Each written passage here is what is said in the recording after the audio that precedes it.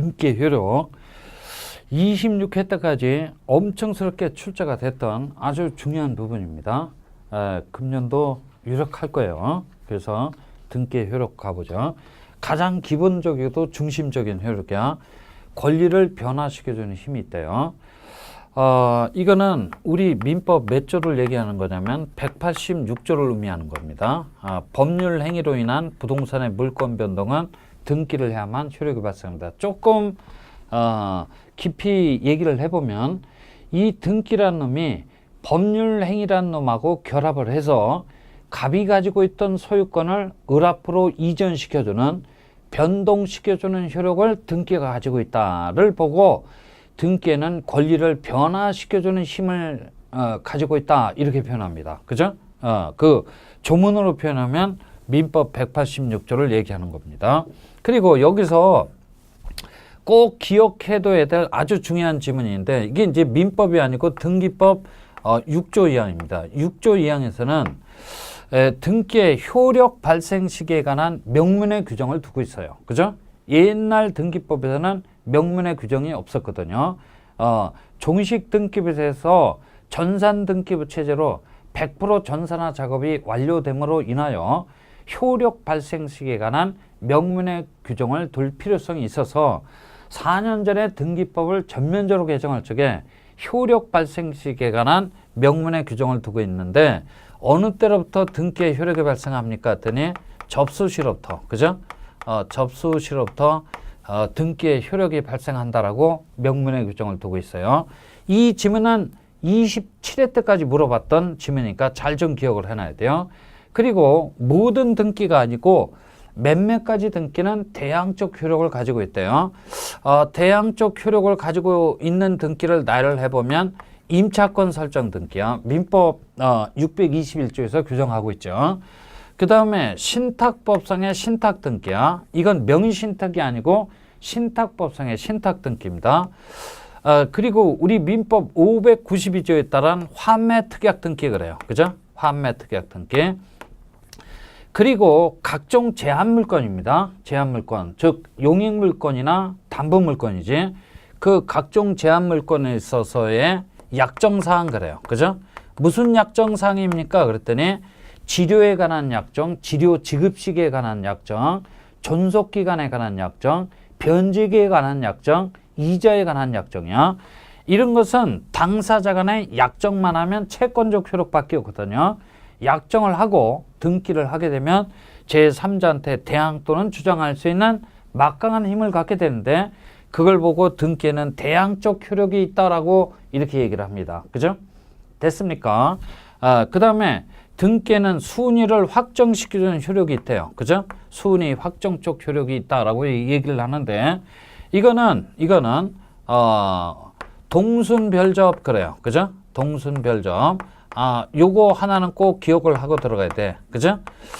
자, 양 등기가 같은 구에 떨어졌다는 얘기야. 그죠? 그러니까 두 놈의 등기가 갑구 또는 을구에 떨어졌어요. 그러면 양 등기의 순위는 무슨 번호에 의하게 됩니까? 순위 번호에 의하게 돼요. 그죠? 순위 번호 1번, 2번, 3번, 4번 이렇게 적혀 있는데 순위 번호가 빠른 놈이 빠른 등기가 되겠지.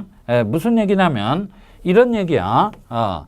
여기 등기부 을구가 있는데 을구라고 쳐봐요.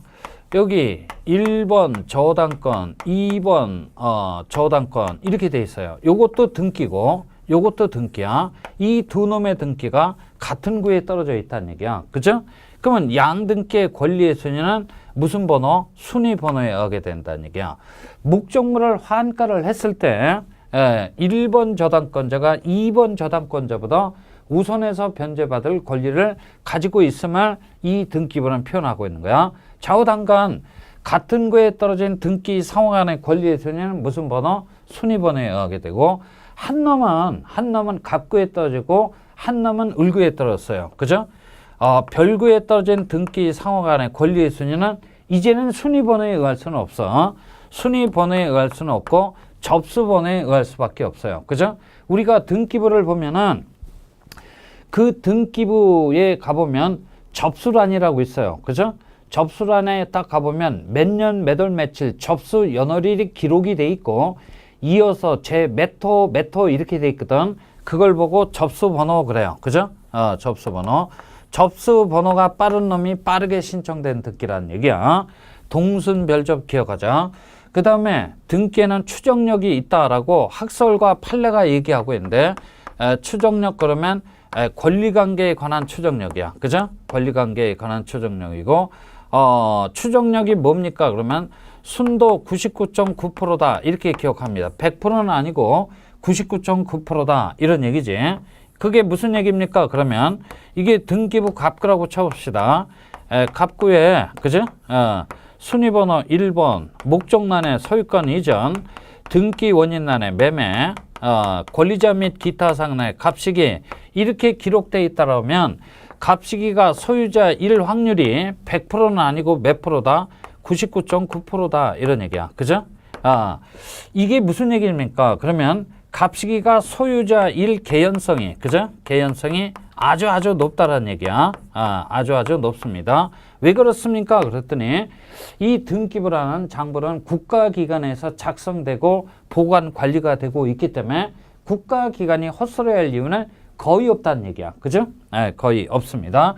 그걸 보고 순도 99.9% 이렇게 기억하고 이 추정력에서는 추정력의 물적 범위 그 다음에 추정력의 인적 범위가 물어보는데 요건 문제 풀면서 얘기를 할 테고 그 다음에 등기에는 점유적 효력이 있는데 이건 우리 민법 245조 제2항 점유취득시효가 아니고 등기부 취득시효야. 이거는 취득시효 기간 20년을 몇 년으로 10년으로 단축시켜주는 효력을 등기가 가지고 있다라고 이렇게 이해를 합시다. 그 다음에 후등기 저주요 그래요. 등기는 최소한도 그 등기가 무효 등기일지라도 말소되지 않고 있는 동안에는 후등기를 밀어내는 효력 정도는 가지고 있습니다. 등기에는 공신력을 인정하지 않은 결과 진정한 권리자는 우리 법률에 의해서 보호가 되는데 그 등기부를 철석같이 믿고 거래한 제3자는 반사적으로 희생을 당하게 돼서 부동산 거래 안전이 일거에 무너질 수도 있다라는 이런 취약점도 가지고 있다는 얘기야. 그죠? 등기의 효력 중요합니다.